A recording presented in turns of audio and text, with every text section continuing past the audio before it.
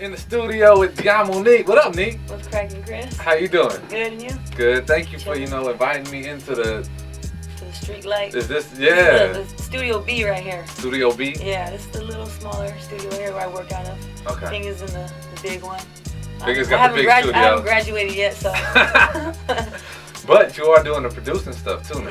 Yeah. Right now, he's just been teaching me a lot. You know, the mixing and just how to get the sounds. You know, blend it in right. So. I saw you the other night mixing something down. Yeah. I was like, "You on the board?" Like, yeah. I'm learning, so I'm making beats for a lot of people right now. A lot of independent artists coming up. Got the homie Real out of Riverside doing a couple tracks on his album. I just did Dirty Birds, a new mixtape. So I recorded that whole thing, mixed it. Fingers helped a little bit, but I did most of it, you know. And then the homie Sage Baby from Homeless Nation. Yeah. So just keeping it moving. That's tight. All right, so I want to go back. Nick, you've been rhyming for about how long now? A long time, man. Like at least 12 years. At least a long time. Where'd you grow up at? I grew up out here in the IE. I actually was born in LA County in Whittier, and me and my family moved out here when I was 10. So I've been out here ever since. You know, we first moved to Colton, and then we moved to Rialto. I grew up in Rialto most of the time. Now I'm in Fontana, so still in the IE. Who were you around, like, coming up that made you want to rhyme, or what was it, being around music, just listening to music? You know what? Like, really, there wasn't anybody in the family that I can say that it rubbed off on me from, but I know ever since I was young, I just loved music since the age of like 2 or 3. My uncle said he bought me a little play guitar, and ever since then I was just into music, you know. But I guess back, I don't even know those family members, but I have some family members that were actually into music, and they actually had records that they sold and stuff. But I even forget their name because it's so far a long time ago. My grandfather is like family, so. But I just love music, man, and I just kept my name out there and just built my name actually because I just got in. I was you could edit that, right? You can edit that, right? I was in a lot of talent shows and stuff. My mom, I was like, what do I do, you know? So I would just ask people, like, just do as much as you can. So whenever there was a talent show or anything, I'd just be out there and then meet connects. People give me their cards, and then I just keep in touch with them. And, you know, from there, just kept it moving. I ended up hooking up with the Avila brothers when I was like 15. Okay. So they actually produced my first album. I was working with them. Oh, that's dope. Yeah, so. And they've done records for Janet, Usher. Yeah. They're really talented, man. Really talented guys right there. So, but you were involved with music, but how did you start rhyming? Like, cause that's like. Yeah, see, the thing with the rapping is it's funny because, I mean, I love hip hop, but I love like all music. I'm not just that hardcore rapper, like, you know what I mean? Like, I really, really wanted to sing when I was younger. And when I started working with people, they're like, no, you should rap more. You're rapping. Because I ended up doing a little demo and I busted a little rap. And that was the only piece that I rapped. And they're like, hey, who's that? I'm like, that's me. So they're like, man, you need to stick with that right there. Because that's your key into, you know, the market, into the industry. So I was like, all right, whatever works, you know. When I hooked it with Fingers, the Streetlight in like 2000, I hooked it with Homeless Nation, actually, Lunch first. He had introduced me to Fingers in 2000, so that's when I linked up with everybody. Okay. You know, we got the new Homeless Nation now. We got a whole bunch of new members, so. Yeah. So that's where it all started, really, right there. But back then, that's when I started doing my singing more. You know, and Fingers like encouraged me. He's like, you have a nice voice. You need to, you know, do both, whatever you can do. So, I mean, I do whatever I can do. I sprinkle it, you know what I mean? I don't want to do too much of one thing. First record I heard you on was Get It On. Yeah, so that was like on the radio. Had like a little Asian beat in the back. Yeah, the thing.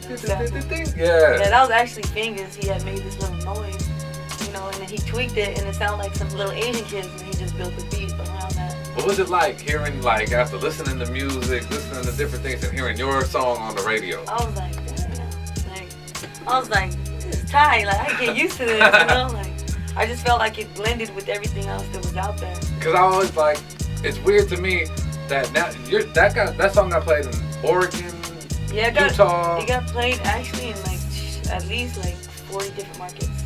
Like 40, places. That's because that was what was crazy to me, is like a song that just got started and being What new was funny into the industry. Yeah, what was funny is because we actually started working that single, you know, but we kind of just let the DJs kind of pick too, because I had boom bap on the flip side. Yeah. So once they heard boom bap though, they're like, we don't want to play that no more. We'd rather play this. So I was like, cool, whatever. So whatever works. So. And you got Exhibit. Yep, I got Exhibit on the remix. On the remix. At the time, I was talking to Sanctuary, and they were looking to maybe sign me at the time. So that kind of helped because he was affiliated with them. So Matthew Knowles had him jump on it with me. So. You do a lot of shows. That's the one thing I noticed. You're out. You perform a lot. I mean, yeah, I try to like do as much as I can, because a lot of my shows, like, I hook up my shows. Like, usually, like, someone has something for me, they hit me on MySpace, or somebody knows somebody, and then I just deal with it, and then I set it up, because I don't know. I feel like, you know, artists, you have to do all that stuff now. You can't depend on no manager. You can't depend on no label, no agents to do your work. You gotta do it yourself. So you set up all your shows. That's crazy. Yeah. Yeah. Because that's good though. Because at the same time too, a lot of artists, they'll sit there and they want this stuff to blow, and they want to be out there, and they want to be big. They don't even out there. They don't want to do the work. Yeah. They don't want to do the work. They think it's not like the old days. Like, they have the whole, you know, all these different writers in the room, and this whole, you know, setup for your album. It's like, you gotta be spending some major dollars. If you're with a big label, you can do it, but you still gotta push yourself. Right. No one's gonna push like you. Yeah. You gotta self-promote yourself. Right. That's like, well, that's what labels too now. They're lazier too, to where they want to sign someone They, that will push themselves. Exactly. Then they have all their work done. Yeah. They want to see us do all the work and then be like, oh, come here. Oh yeah, we did this. Yeah, we made this. This is our artist. It's real funny. Well, you made your own artist, but now you got into Hawaii. Performed in Hawaii. How was that? Yeah, it was cracking out there. Hawaii's dope. Yeah, man, the homie California Slim hooked that Yeah, that's a good look out there. Yeah, we did like 4 shows out there. All of us went Homeless Nation, everybody, Lunch, Dirt, Gam, Sage, Fingers. On the Talk Box, he did a little Talk Box show, so it went real good, man. It went real good. We got a good turnout over there. We're probably going to be going back soon, so. So what about, how was Japan? Japan was crazy, man.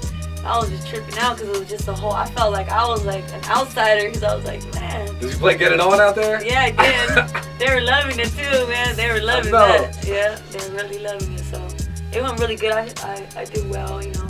Got rid of a lot of product, and so it's always good when you make a little cheese, you know. Yeah. That's what the business is. You're your own, you know what I'm saying? Doing it yourself. Right. You're your label. Right. Right. For real. Like, now that you've been making songs, been doing stuff, who do you dig and like, you know, I'd like to work with so-and-so? Man, I like to do something with Nas, you know. I wish I could do something with Lauryn Hill, but she comes back, man. I'm waiting for her, man. I'd like to do something with the Lady of Rage again. Actually, we worked on a project, her mixtape, it was VA to LA. I was on that, so. But I'd like to work with her again. She's able to. What is it like for you staying independent and continuing to make music what is it that drives you to keep doing it? When you could have been like, yeah, I'll take a label deal and... Yeah, it's like, man, I love it so much. It's like, it's unexplainable. It's very unexplainable. It's something that I can't stop. It's like, it's a feeling, and if you're like a real artist, you'll know, and you won't give up. Right. You keep on trying, get up, try again, get up, try again, you know. It's like, it's not gonna come easy. You have to keep on going with it. What was it you would say too, like being a female, being Latino, that made it a little bit tougher for you? In the beginning it was, but now it's kind of a lot to my advantage because how the Latin market is exploding, you know. And then being that, you know, my style is different from a lot. It's like my tone and stuff like that is different from everybody else, so it kind of helps me. Plus, I'm like, I kind of just have my own style. Like, I'll switch it up. Like, I'm not all like prissy, like a lot of, you know, try to be too over sexy because it's not me. Like, I just chill, you know. So I think that'll be. I think with the game needs something, a switch or something, because it's the same petty. It needs new.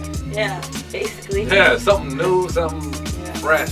For me, keep doing your thing. Much continued success. Thank you for your time. Thank you. Yeah.